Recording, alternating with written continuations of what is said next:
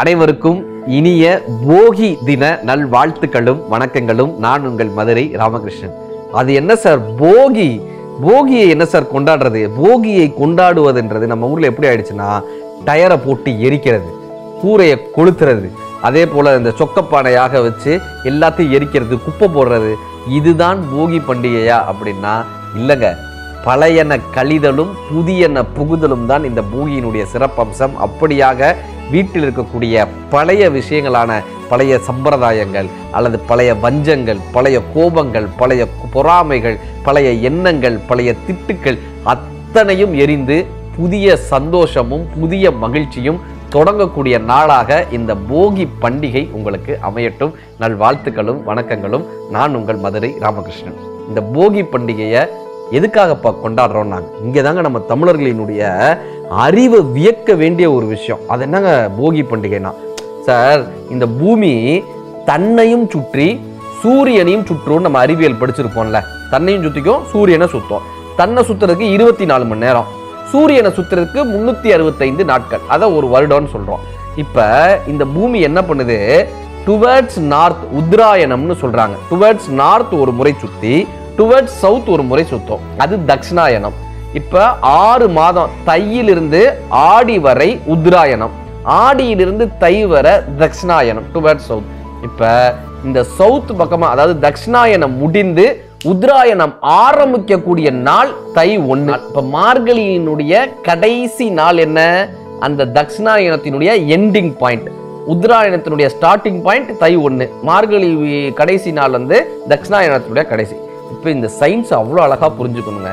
என்னடா அர்த்தம்னா, இப்போ நம்ம தூங்கி எந்திரிச்ச உடனே உடம்பில் இருக்கக்கூடிய கழிவுகளை எல்லாம் வெளியேற்றுறோம்ல, அப்படி ஒரு வருடம் முடியும் போது வீட்டில் இருக்கக்கூடிய கழிவுகளை, வீட்டில் மனதில் இருக்கக்கூடிய கழிவுகளை அத்தனையும் அகற்றி தூக்கி எறிஞ்சிட்டு புதுசா வீட்டை வெள்ளை அடிக்கிற மாதிரி மனதையும் வெள்ளை அடித்து வாழக்கூடிய இடத்தையும் வெள்ளை அடித்து வைக்கணும் பான்னு காட்டக்கூடிய அறிவியலாக தமிழர்கள் சிந்திச்சு வச்சிருக்காங்க சார். ஒரு வருஷம் முடிஞ்சிருச்சுன்னா வீட்டில் தேவையில்லாத விஷயங்களை தூக்கி போடுங்க பாருனா, நம்மளால தூக்கியே போட மாட்டாங்க. தேவையில்லாத விஷயமா வீட்டில் இருக்கும் சார். இன்னும் நீங்க பல பேர் வீட்டில் பார்த்தீங்கன்னா 5 வருஷம் போட்டிருந்த பனியனை அப்படியே வச்சிருப்பாங்க. செருப்பை வந்து 2 வருஷத்துக்கு ஒரு வாட்டி மாற்றவே மாட்டாங்க. 3 வருஷத்துக்கு செருப்பை மாற்ற மாட்டாங்க. டூத் பிரஷ் மாற்ற மாட்டாங்க சார். பல பேர் டூத் பேஸ்ட் 6 மாசமா ஒரே டூத் பேஸ்ட் வச்சு தேய்ச்சிக்கிட்டு இருக்கிறவங்க இருப்பா சார். எப்படியாவது அது இருந்துட்டு போட்டுமேன்னு இந்த கஞ்சத்தனத்தினுடைய உச்சமா, அதை கஞ்சத்தனம்னு சொல்றதை விட அது இருக்கட்டுமே, அதுவும் இருந்துட்டு போட்டுமேன்னு வீட்டில் தேவையில்லாத விஷயங்களாக சேகரித்து வச்சுக்கிட்டே இருப்பாங்க. அதையெல்லாம் தூக்கி இல்லாதவங்களுக்கு கொடுக்கக்கூடிய இடமாக, அது எல்லாத்தையும் மற்றவர்களோடு பகிர்ந்து கொள்ளக்கூடிய ஒரு தருணமாக இந்த போகி பண்டிகை அமைகிறது சிறப்பு. ஏன் தெரியுமா? நம்ம இல்லாதவங்களுக்கு கொடுக்கும்போது தான், நம்மக்கிட்ட தேவையில்லாமல் இருக்கிறத தேவைப்படுறவங்களுக்கு கொடுக்கும்போது தான் நமக்கு தேவையான விஷயம் வரும்.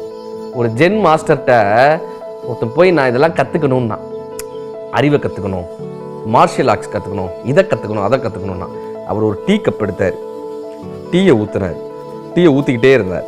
ஒரு கட்டத்தில் அது வலிய ஆரம்பிச்சிச்சு. இவர் சொன்னால் அது வலியுது சார், அது வலியுதுன்னா இவர் ஊற்றிக்கிட்டே இருந்தார்.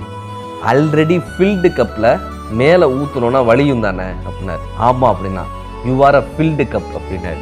ஏற்கனவே நீ ஒரு சித்தாந்தத்தை மனதில் யோசிச்சுட்டு வந்திருக்க, அதுக்கு மேலே நான் என்ன ஊற்றினாலும் கீழே தான்ப்பா கொட்டும், உன் மனசில் இருக்கிறதெல்லாம் வெளியே கொட்டிட்டு எம்டி கப்பாவா, அப்போ தான் நான் ஊற்றுறது உள்ளே போகும்னு. இதே தான் சார் வாழ்க்கையில். நம்ம வீடை எம்டியாக வச்சுக்கணும், எம்டி கப்பா, நம்ம மனதை எம்டியாக வச்சுக்கணும். நம்ம என்ன பண்ணிடணும் தெரியுமா? அவன்னா இந்த மாதிரி தான் இருப்பான், இந்த 2வது தெருவில் ஒருத்தர் இருக்கானே, அவன் இப்படிப்பட்டவன்னு சிலரை பற்றிய எண்ணங்கள், பொறாமைகள், அவன் அன்னைக்கு என்னை பற்றி ஒரு வார்த்தை சொல்லிட்டான்ல அப்படின்னு அவனுடைய பகைமைகள் எல்லாத்தையும் மனசில் வச்சுக்கிறோம். ஒரு டீச்சர் வந்து ஸ்கூலில் ஒரு விளையாட்டு வச்சாங்க. நீங்கள் எல்லாம் என்ன பண்ணுங்க, உருளைக்கிழங்க ஒரு பையில போட்டு எல்லார் கையிலையும் உருளைக்கிழங்க கொடுத்துட்டாங்க. நீங்கள் தூங்கும்போது அந்த உருளைக்கிழங்க கையில் வச்சுக்கணும். எதுக்கு இந்த உருளைக்கிழங்கு தெரியுமா? யாராவது அவங்க திட்டுனாங்கன்னா, யாரையாவது அவங்க அடிச்சாங்கன்னா, அந்த பசங்க சண்டை போட்டாங்கன்னா ஒரு உருளைக்கிழங்கு எடுத்து பையில போட்டுறணும். யாரை திட்டுறாங்களோ ஒரு உருளைக்கிழங்கு எடுத்து பையில போட்டுறணும், யாரை அடிச்சாங்களோ ஒரு உருளைக்கிழங்கு எடுத்து பையில போட்டுறணும். இப்படியா இந்த பசங்க வந்து உருளைக்கிழங்கோடையே இருக்கணும்.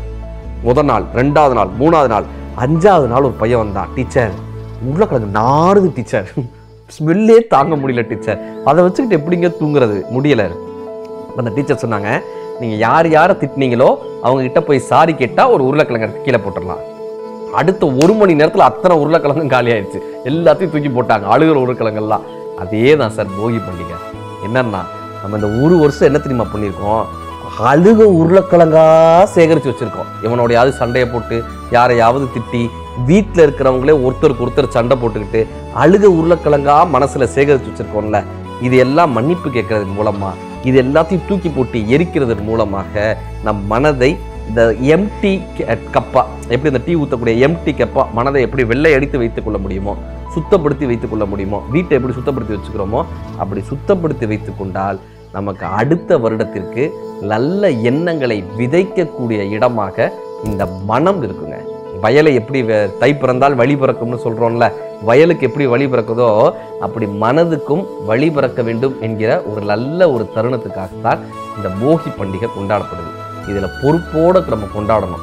குப்பை போடுற விஷயங்களை தவிர்த்துட்டு, டயரை எரித்து தூய்மையை மாசுபடுத்துறதை தவிர்த்துட்டு, துப்புரவு தொழிலாளர்களுக்கு நல்ல ஒரு விஷயங்களாக செஞ்சு கொடுங்க. இந்த போகியில பழசையெல்லாம் எரிச்சுது, வாழ்க்கை போகையில பகை இருந்தா குறைச்சிருக்கு, வெள்ளை அடிச்சு அழுக்கையெல்லாம் மறைச்சிடு, அந்த சூரியனை போலனையும் தனிச்சிடு, அந்த சூரியனை போலனையும் தனிச்சிடு. நன்றி.